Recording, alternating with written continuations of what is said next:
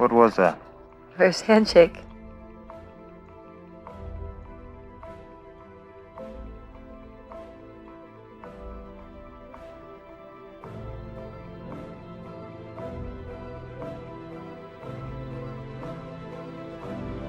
I just want to know if you left me here to die. I've got kids, Professor. I'm not.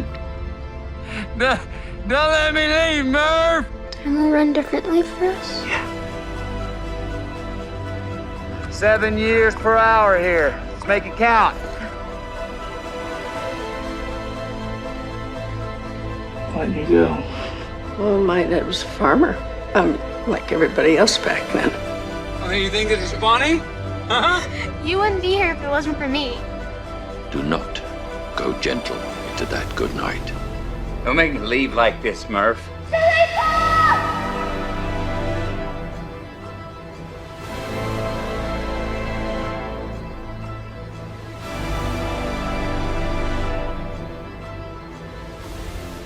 Hi, my name is Jocelyn Kedler, and today we will be looking at my recent favorite film, Interstellar, an action-packed science fiction drama that is sure to leave you amazed.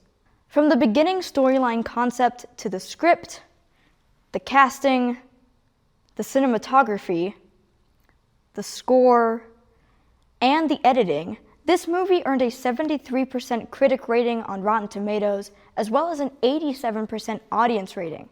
And there is no wonder it won awards like Best Special Visual Effects, Best Director, Best Original Score, and so many others. So let's investigate why Interstellar is considered possibly the best movie of all time, through pacing and rhythm, and emotion through music. Warning, there are some spoilers ahead, like the fact that there is no green screen for 99% of the film.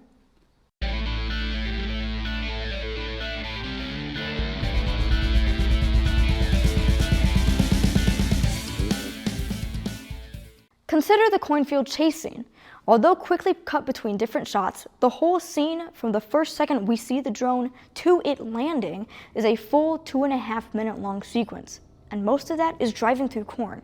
Editor Lee Smith could have cut this amount of time in half, but dragging this scene out lets us know that this is a pivotal moment in this film, even without the events that come later, telling us that the drone was sent out by NASA, leading the way for the rest of the story.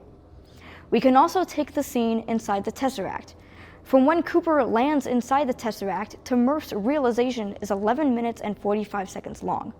13 minutes long if you count the whole sequence of Murph figuring out the new way to save people, and 15 minutes long if you count Cooper going back through and waking up from the coma. While we are cross-cutting between the present with adult Murph, and Cooper and Tars sending codes in the Tesseract to child Murph, and Cooper seeing the events that happened previously, both ones that we, the audience, saw like Cooper and Murph, and scenes that were first only implied, like Murph figuring out stay early in the film, staying in this rut of rising tension between everything happening ends up making us stop eating our popcorn, sit on the edge of our seats, and take everything in. And we are still able to distinguish all that is happening.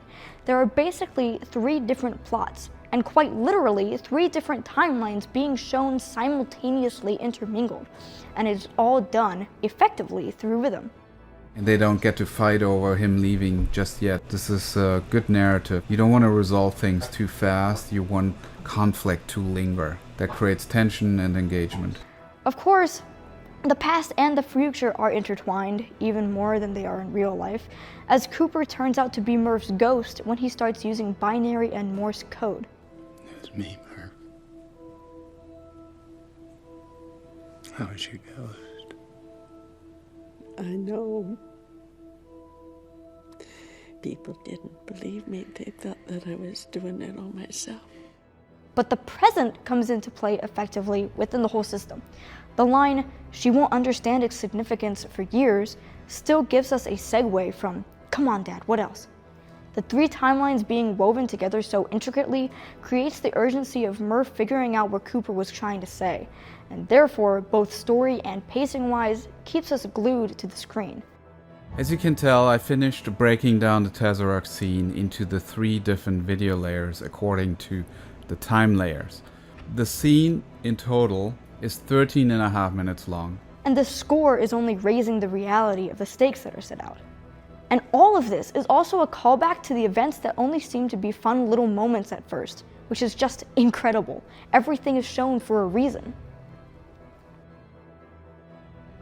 I think music in film has a lot to do with playing with emotional ties to characters, the scene, and the overall storyline. In so many films, we usually get specific character themes, like Hiccup and Toothless's theme fusion in How to Train Your Dragon,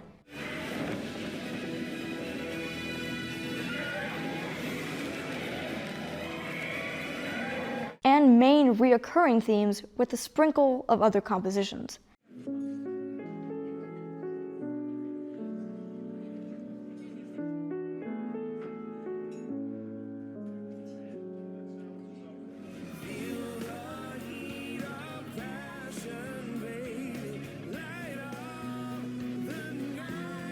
And I like how Interstellar basically has one theme that expands and is ever-changing throughout the entire film almost 20 different times, in little innuendos and callbacks to other moments.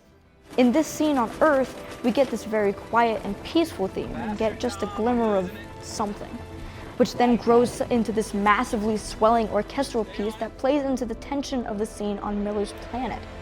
Same with the songs Stay and Stay.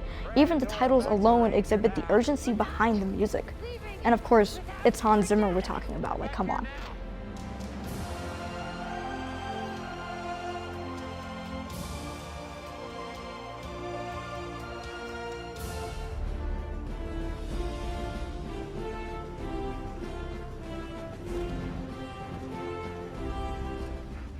The scene in the Tesseract combines Stay, Cornfield Chase, and Day One alone.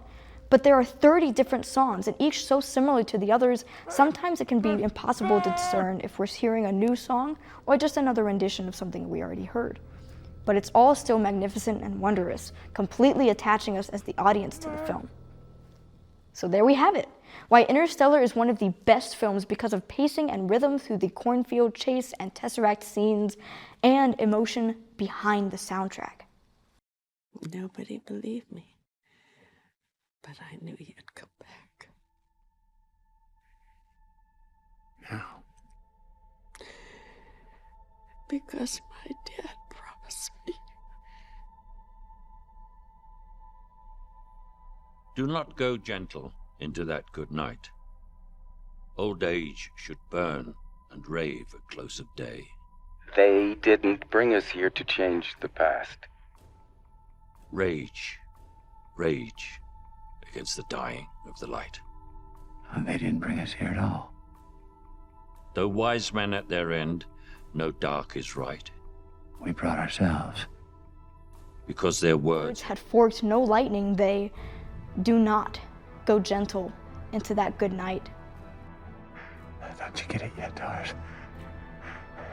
They're not beings. They're us. Rage, rage against the dying of the light. What happens now?